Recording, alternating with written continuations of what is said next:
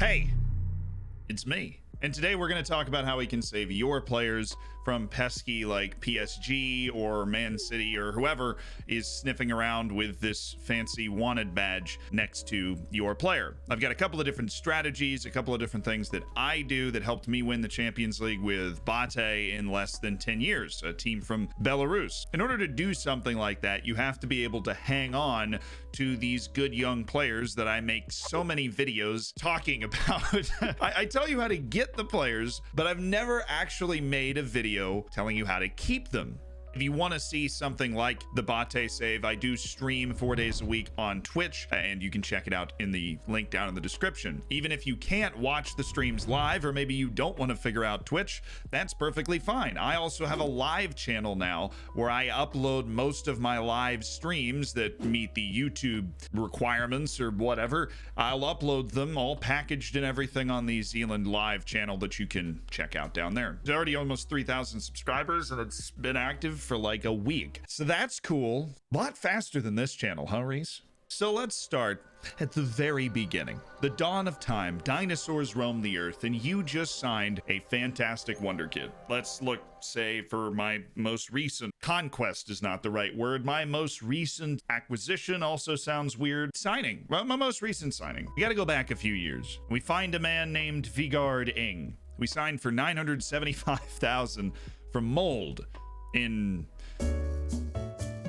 Norway. I'm a professional. We signed them for very little. 2 years ago, he's blossomed into a true world-class forward. I don't think there's anybody that would doubt that. He's 21 years old. He's essentially the next Erling Haaland. He's big, he's fast, he scores, he's technical. It's actually not much like Erling Haaland at all, other than the fact that he's a Norwegian striker who is very good, right? So we've signed him. Great deal. We followed all of the tips I gave myself in those videos that I will rewatch about how to sign people. But a couple teams have started to sniff around the goods. You need to anticipate this. So if we go back into olden times, when they could only film in black and white, this is when you need to start predicting that this guy's going to be a problem. And by a problem, I mean he's going to be good, which is not a problem. The problem is that when they get too good, other teams are going to get interested in these players. And once that happens, there is only so much you can do. I get a lot of people that slide into my Twitter DMs, they slide into my Instagram DMs, and they say the same thing. This one guy who is amazing, he's crucial to my team, is now upset and wants to move. My first question is, for you and for Vigard, zoom in on that beautiful face. My first question is, how long is left on their contract? Because the moment I sign Vigarding and go, this guy's gonna be good, I give him the longest contract possible. The longest one. You have to pay a little more for that, right? But if you're one of these bigger clubs, or if you don't have a lot of great players, and if you lose this one guy, you're screwed. You got to pay a little more. You might have to give up one higher squad role. I'm gonna make a video about how to properly rotate your team at some point in the future. So look forward to that. If you're nervous about giving the higher squad role, you have to offer them the contract now. I mean, go in, offer contract, and do it. Because if you don't do it, you get this. Because then somebody makes an offer for Vigarding and he ruffles his feathers, you know, and he wanders on in and he says, hey, Zealand, I want to go play for this team that is better than us. And I'm thinking at the back of my mind, like, come on, man, we just won the Champions League, you know. But that's not what you say. You say, well, is there any way I can convince you to stay, Vigard? Then he says, no. Well, now, guess what? He's under contract for like the next 4 years. And if you wait it out, he will get over himself. The first most important thing, and I'm going to put it in bold, boom, contracts. If the guy is going to be good, contracts, okay? Extend it as long as possible. No release clauses, long contract. You own them. They have to play for you, and they do eventually get over it. But I'm going to give you some words of warning on this contract bonanza. And don't make promises that you can't keep. Don't tell someone they're going to be a star player in order to get the 5-year contract. If you don't even start them regularly, you're going to screw yourself. Because, well, you might end up with an unsettled player if a bigger club comes in for them. You will definitely end up with an unsettled player if you tell them you're going to play them all these games and you don't. So don't oversell the farm. What you can do, oversell the farm. What you can do is in a situation where you end up with somebody that says, yo, like, I want to be a star player right now. Here's what I'll do. Since I renegotiate my contracts on these good young players every year to keep them 5 years out, which is the hardcore version of what I'm telling you right now, I'll go, hey man, how about a squad player? 2 years from now, I'll make you an important player. 3 years from now, I'll make you a star. You're writing checks that you aren't going to cash. If you extend the contract again, it erases the playing time pathway. But at the time of signing the contract, they're all in. You have to write this down on a piece of paper, get it tattooed on your forehead if you have to, so that you don't forget, and so that Johnny 2 attributes under 3 is not going to end up a star player before he's supposed to be a star player. You can trick them with this playing time pathway. Don't lock it in, because some people, if they have high ambition in their personality, they'll just come back and they'll say, no, make me a star player. And then you can be like, okay, what if I made you a regular starter? You see where the negotiation comes in? And if it doesn't work and you feel like you can wait a month before they're going to get unsettled from offers from other people, and it's a bit of the, a roll of the dice to do this. If you can wait a month and then renegotiate. Word of warning on that part, a lot of warnings. If the player ends up playing in a bunch of matches, which Mohamed Saidi, he's not, right? He's never played for me. If the player ends up playing in a bunch of matches and playing well, the price is going to go up. It's not going to go down. Just keep that in mind. I get a lot of people that they come to me, they just start to freak out. You see all these people in your dynamics and you go, well, this doesn't feel natural. Every transfer window in the BATE save, I get a bunch of people, right? I can sort disappointed not to be able to join blank. That is just because they're ambitious. That club has a higher reputation, which we've talked about in other videos, is a slow-moving thing. Even if you win the Champions League, it takes a while to overcome the biggest clubs in reputation. You need to learn to get comfortable with this. With this. All these strapping young lads, look at those faces.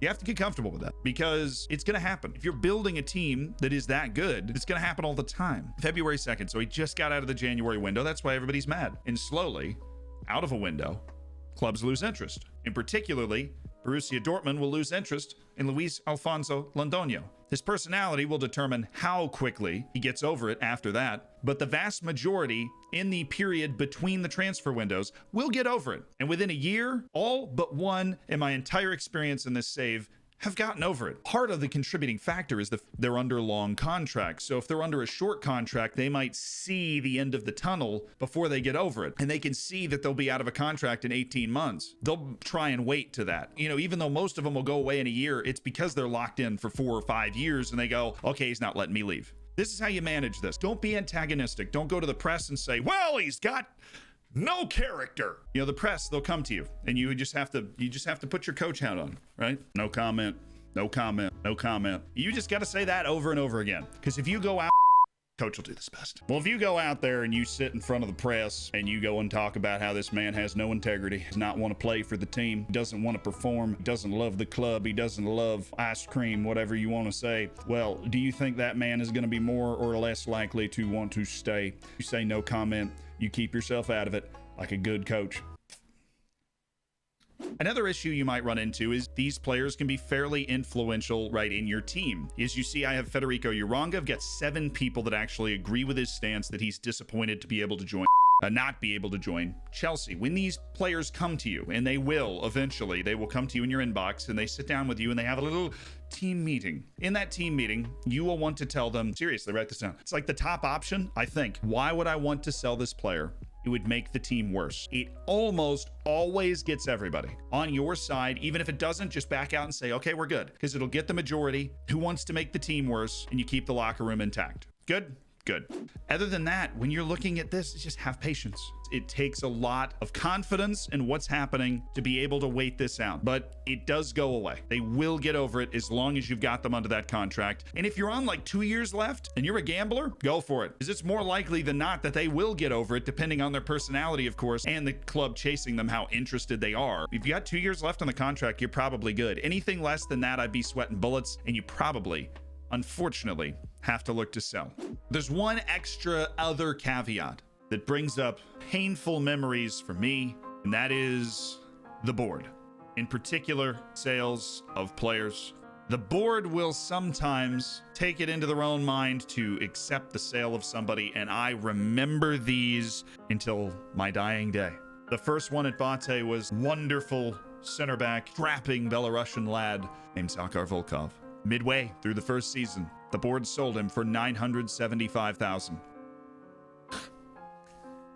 There is something you can do to fight back, because the one thing you can never see coming, you can usually see it coming. The board will accept offers from your players, so it's no longer between just you and the player getting mad. The board will step in and say, gee, look at that stack of cash. You can fight back against this. You can do it in two ways. First, offer the player out for a valuation that you know is not what the board will accept. So if the board's going to accept $975,000, offer them out for way less. And when you get a bunch of offers, accept the offers. And then when the offer is finalized, cancel it. This dissuades teams from offering for your player. And that's not a 100% finite thing, but it does tell teams, hey, he's not leaving. Look at us. We just rejected this fully agreed offer and said no. It won't save you 100%, but if you know a guy is at risk of the board accepting an offer, then do it. The downside to this is, of course, you're gonna get offers from a bunch of clubs, and that could in itself unsettle the player who says, why didn't you let me go to this insert awesome club here?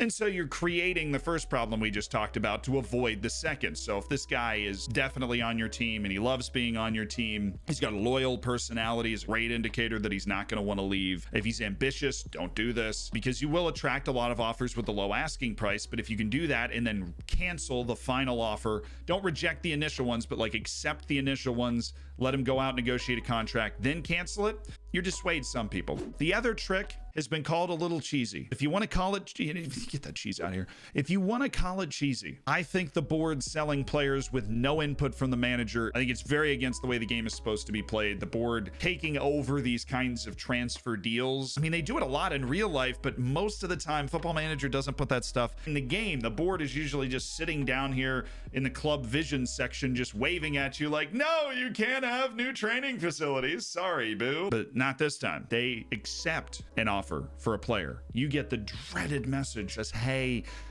this guy's going. And it'll happen a lot, even when you consider yourself a pretty big club. For $12-20 million, I've had players sold because the board thought this was quote unquote too good to pass up. And when that happens, you have one more way to fight back. Offer them out for the lowest amount of money you can. Sometimes the board will say that's a robbery. Like if you offer them out for $0, the board will say, sister. But offer them out for the lowest amount of money you can. Accept all of the offers. If the player chooses one of the offers that you have accepted, it came across your desk. What does that mean? When it's finalized, it comes back to your desk and you click the little X and you cancel the deal.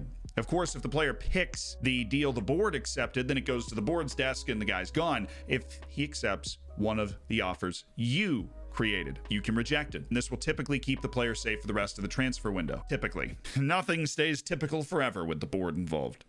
That right there is the last cheesy trick that I have, and it can be considered cheesy. You always are up to your own devices to determine what you think is fair and what you don't think is fair. And that trick cancels out the board accepting offers 60 to 70% of the time. No matter what happens, you're going to have a bunch of players that get frustrated to want to go to move to other clubs, and you're going to have a bunch of players that, if you're doing well, the board accepts the offer for. You have to live with that. And I have emptied my brain on everything that could possibly help you live with that better, and maybe win the Champions League with a Belarusian team in less than 10 years, or whatever you're trying to do. Godspeed with it, sir. See you in another video.